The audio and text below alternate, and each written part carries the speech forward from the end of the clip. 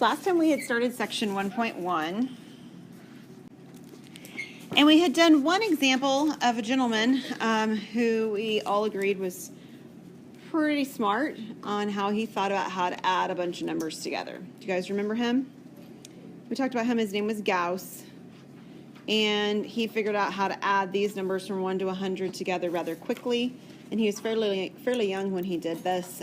If I remember right, we're looking at like 6 years old, kind of young, so he's obviously not your average 6-year-old. But it's a pretty clever method, and it works pretty nicely. So we're going to actually explore another related problem example. So this one says we're going to find the sum of the numbers from 36 to 147. Now, obviously, if you have a method for finding the numbers from 1 to 100, it's reasonable to assume that there might be a way to manipulate that to use it for some other numbers, right? Yeah. I don't know about you, but I don't like to reinvent the wheel. If somebody else has already done something successfully one way, I think that's a better way to start going at it than trying something else on my own. And I know not everybody's like that, but this is a really good place where, it's good to look at what somebody else did and see if you can make it work for what you're using it for. So let's take a look and let's try to do what he did. Now, if you'll remember, what we did last time is we started out by writing the numbers from 1 to 100, putting the dot, dot, dots, so we don't have to write them all out, right? And then we added the exact same line underneath, but flipped around and reversed, okay? So we're going to try that here as well. So we're going to start out by writing that we're finding our sum. Our sum are the numbers from 36. So we'll write 36, 37, 38. And then we'll do the dot, dot, dot. And then I'm going to write, just so that there's 3 of them, 145, 146, 147. And then I'm going to write the same thing underneath, but reversed. So 147, 146, 145, and then 38, 37, 36. So when Gauss did his, and what we noticed last time is that if you paired them up like this, every pair of numbers added up to the same value, and in this problem that value is 101. Remember that?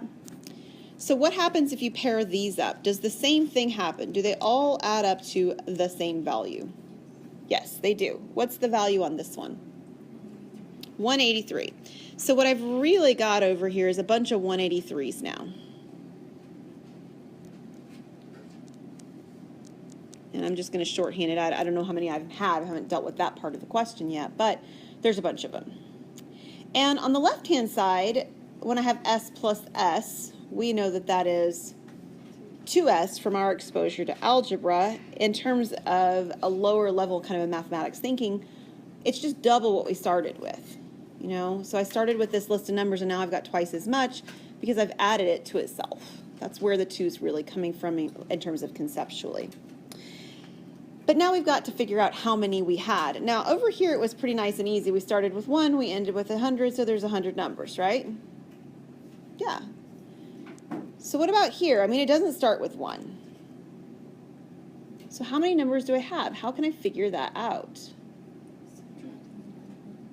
Okay, so tell me what your idea is, Alicia. So subtract 36 from 147 and then add 1. Okay, I've never heard anybody describe it quite that way before. You're right, this works. So she got the 147 obviously at the end and the 36 at the beginning. Any idea why she added 1 back in? Because usually people forget the adding the 1 part. To account for the actual number 36. Yeah. If you're subtracting 36, you're actually subtracting 36. Yes. Very good description. If I write down minus 36, I'm actually subtracting off 36 as well. But I need to count 36 in my collection of numbers. The way I usually think about it is I usually say we take the value at the end and I subtract off the values that are missing from the beginning. There are 35 numbers that come before this that are not in my list. So I think about it a little bit differently, and I write down 147 minus 35. Am I going to get the same thing? Yeah, I definitely am. So what is 147 minus 35?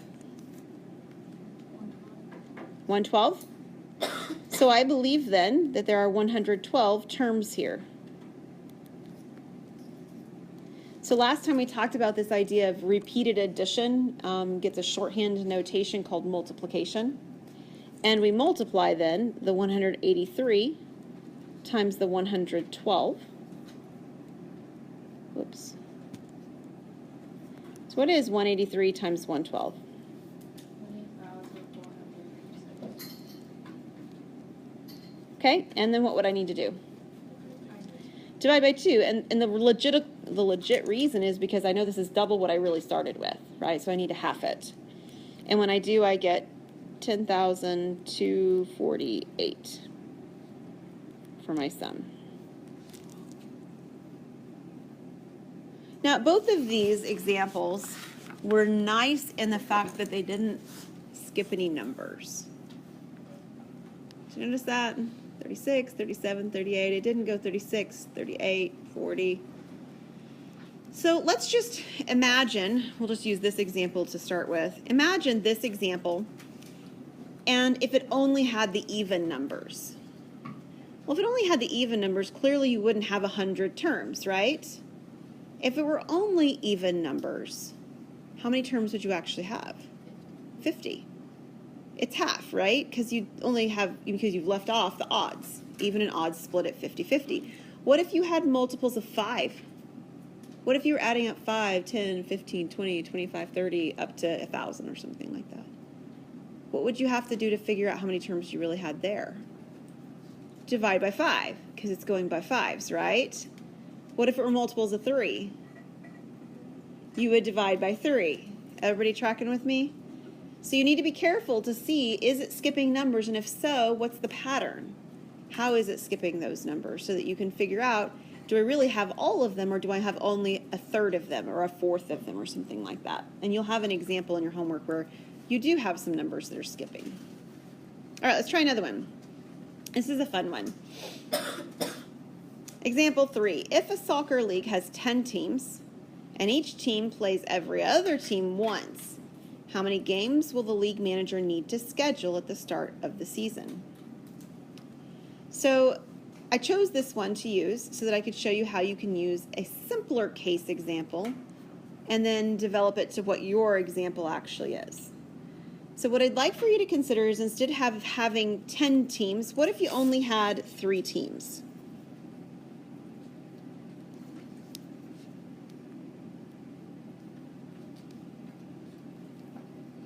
And in order to think about this really concretely, like a child would do, let's just give the teams names, but I don't want to write names out for real, so I'm just going to give them letter names, like A, B, C, okay? Just for shorthand. If you were really talking with a classroom about this, you probably would do well to let them choose some names. Like, look, it's the Cougars, and it's the Panthers, and it's the Tigers, because we're all cats, you know. Okay, so anyway, these 3 teams all need to play each other. So let's just start with Team A. So we know that Team A has to play Team B, and Team A has to play Team C, right? And we know that Team B has to play Team A, and Team B has to play Team C. And we know that Team C has to play Team A, and Team C has to play Team B. So it looks like there's 6 games. Are there? Why not? Because some of the letters are the same in like each category. Right. This would work great if they played each other twice, right? Everything is actually double listed here. So, for example, AB is also listed here as BA. And they pair up like that on all of them. So it kind of looked like there were 6 games initially. I mean, I wrote 6 down, but then I halved them because I double counted everything, right? I did. So originally there were 3 teams, and how many games did each team play?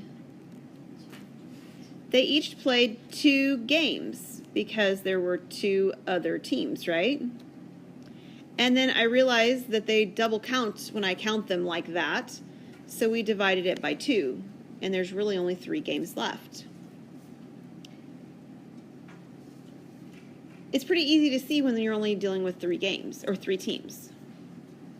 If we tried to write all that down for 10 teams, take a little bit, right? I mean, we've got letters A through something, and we've got A with B and A with C, and then we have to do all the B's, and we have to do all the it'd be much larger of a discussion. But can we use this idea to figure out what would happen with my 10 teams? What would happen with my 10 teams if I think about it in this way? I mean, I don't want to write them all out. I have 10 teams. How many games does each team play? Every team plays 9 games. But if I were to list them all out the way that I just did, wouldn't I still double list everything? I would. So I still have to take that result and divide by 2 to remove the double counting. So what is 10 times 9 divided by 2? It's 45.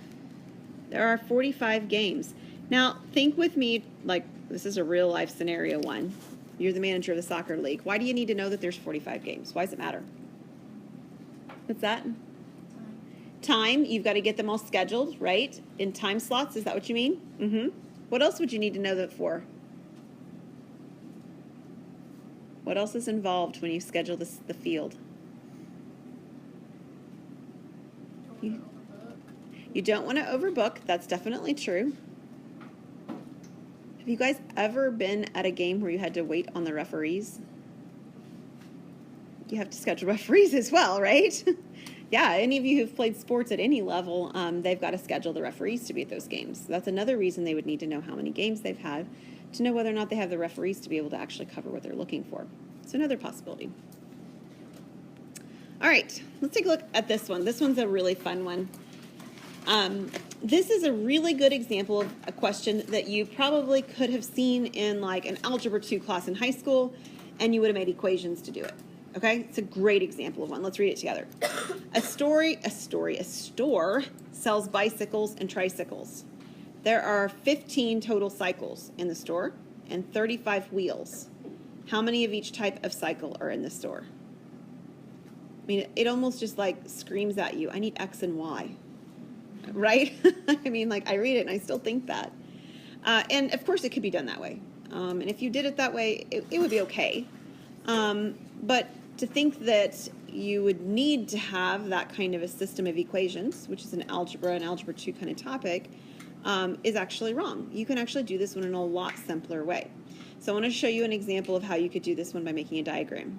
All right, it tells us that there are 15 cycles, right?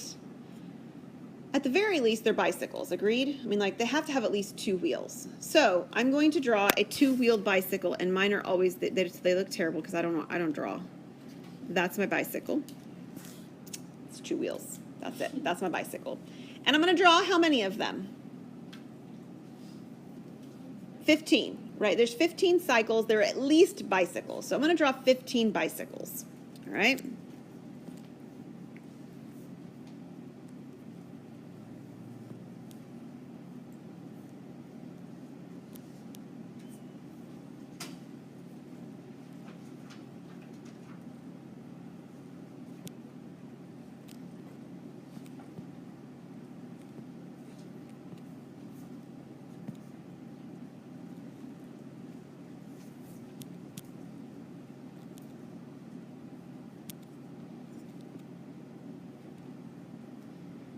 Okay, so if I kept track while I was drawing, I think I've got 15 now.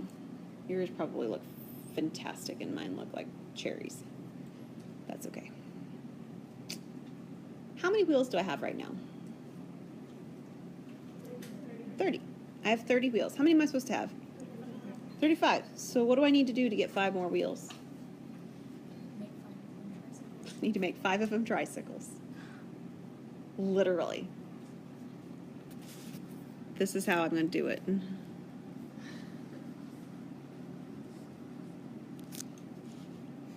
Those are my tricycles. I'll put them together so that they at least kind of, are grouped.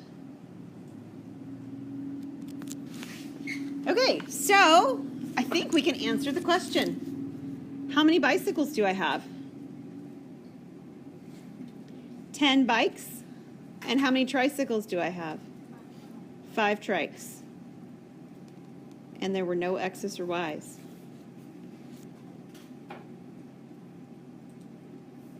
It's a diagram that describes what's going on in the picture, in the story. Okay, let's try another one. This next one is guess and check. I mentioned on Friday last week that guess and check for a lot of people sort of feels like you're cheating or you're doing something wrong. It isn't, but there's certainly strategy involved with guess and check that make it either productive or unproductive to do. I mean, just randomly guessing is not the greatest idea. You're probably not going to find a solution very quickly if you do that. So we're going to do this example with strategic guessing and checking, or careful guessing and checking. We're actually going to also do a diagram within it, and we're going to use a list. That's just how cool we are, is we're going to do all that in the same problem. So let's take a look at what we have. We have 48 feet of fencing, and we wish to make an enclosure along one side of an existing barn. What lengths would the sides need to be to have the greatest enclosed area for our chickens? So to start with, we have a barn. Agreed? Look, there's my barn. That's terrible. I used a line and not a bar. All right, that's my barn. And I want to make a fence along the side of the barn. Now, a couple of things about, fences. Think about if you have a fence on your property at home maybe, or if you have animals, you have a friend that has a fence. Think about fences. Fences never go along the barn itself or the house itself, right? There's no need because there's already a firm boundary along the wall. So as we make our fence, we're not going to put fence along the wall itself. It's got to extend away from the barn in this case. Some other things, too, about fences is what shape do fences typically take on? Squares and rectangles, right? So while in theory you could make a fence that looks like this, it's not the way real life is, right? We don't make fences like that. It's not, and the reason is because it's not conducive space-wise. You don't get as much space. You don't get as much bang for your buck, as much space for what you've got inside of it. In fact, you get a much larger area when you use squares and rectangles. So we're going to be drawing a square and or rectangle, however you've drawn yours, like this. So how many sides did I actually draw that the fence is going to go along? Really just 3. There's really only 3 sides of fencing. Everybody good so far? Okay. Tell me what else you notice about our fencing. Are any of the sides the same length? Yeah. So which sides are the same length? The top and the bottom. So whatever this length is, actually I'll give it a name width, just because it's kind of being drawn that way. It's the same. These two are equal, right?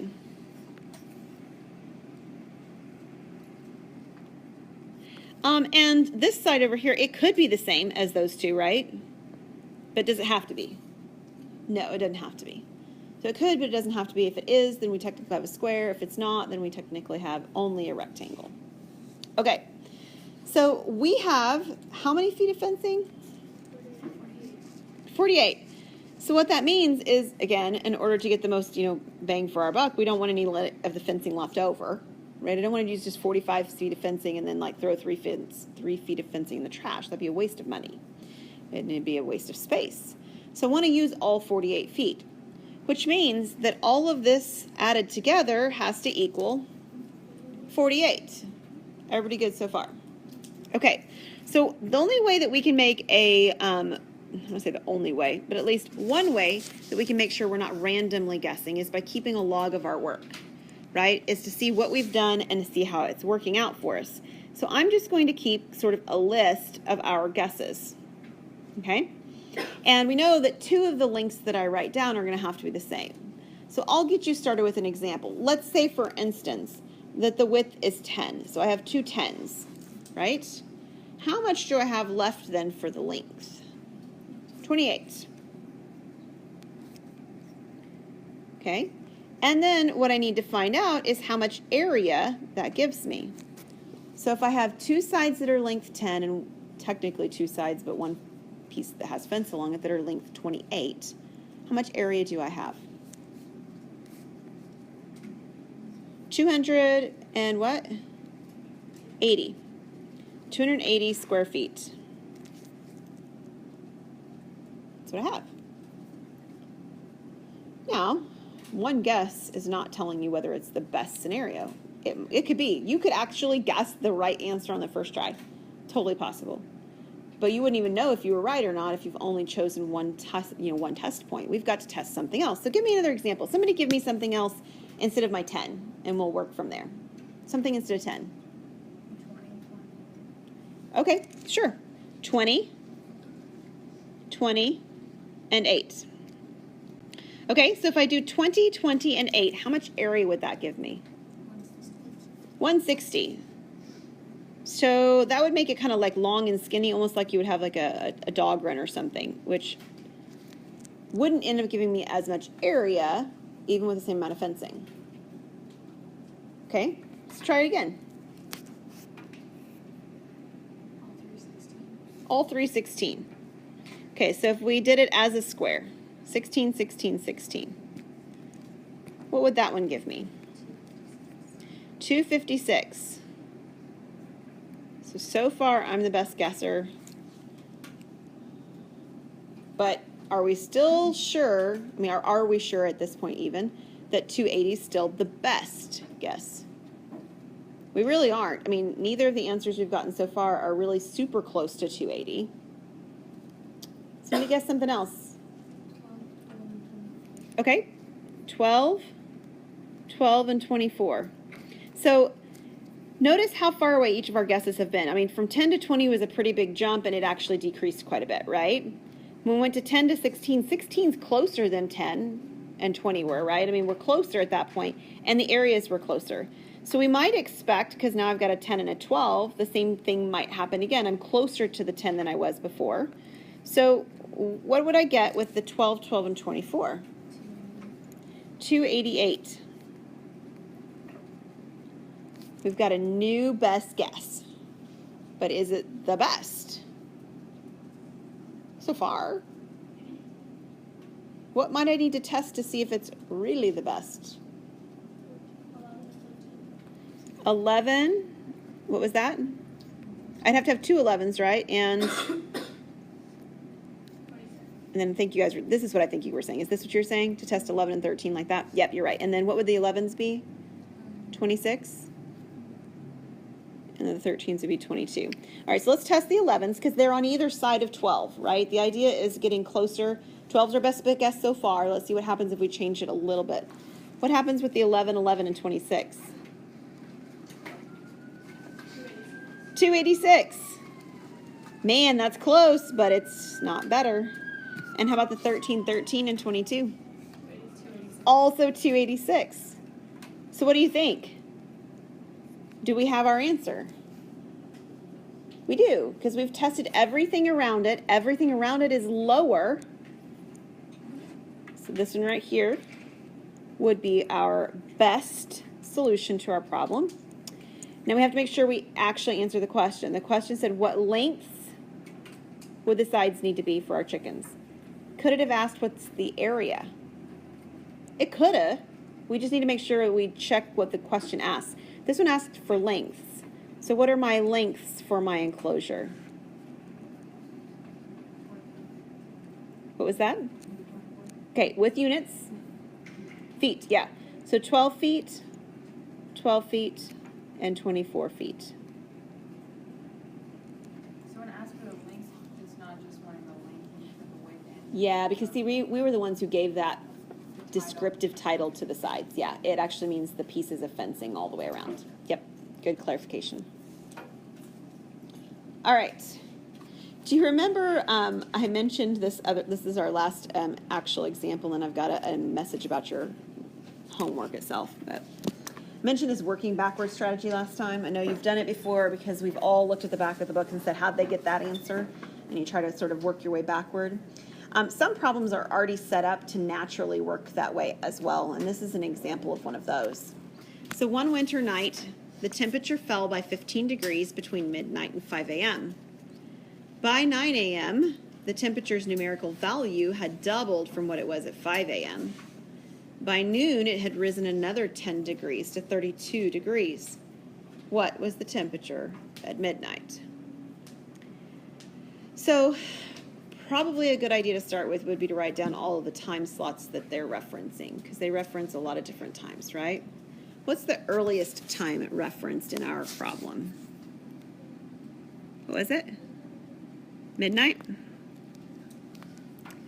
And then what is the next time, numerically speaking, after midnight that they reference? 5 a.m. Okay, and then what? 9 a.m. And then noon. Okay, everybody good so far? Yeah? All right, let's just read through the problem then with this sort of reference point and try to make some notes about how the temperature's changing. It says, one winter night, the temperature fell by 15 degrees between midnight and 5 a.m. So from midnight to 5 a.m., it falls 10 degrees. 15 degrees. You know, it only falls what I look at, so evidently I was looking at the wrong one. 15 degrees, thank you. Oh, it's 10 later. Yeah. I was looking at the wrong spot, thank you. Then it says, by 9 a.m., the temperature's numerical value had doubled from what it was. So from 5 to 9, it doubles. By noon, it had risen another 10 degrees.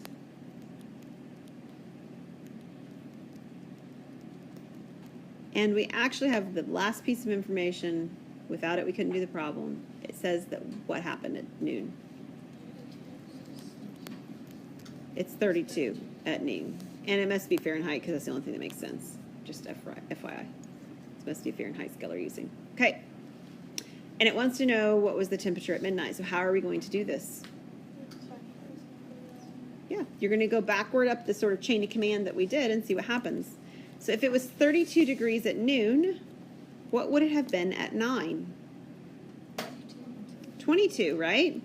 Because it's supposed to rise 10 degrees. So what would it have been then at 5 a.m.? 11, because it was supposed to double from 5 to 9. And what would have been then at midnight? 26, because it was supposed to fall 15 degrees to the 11. So the solution would be that one, 26 degrees.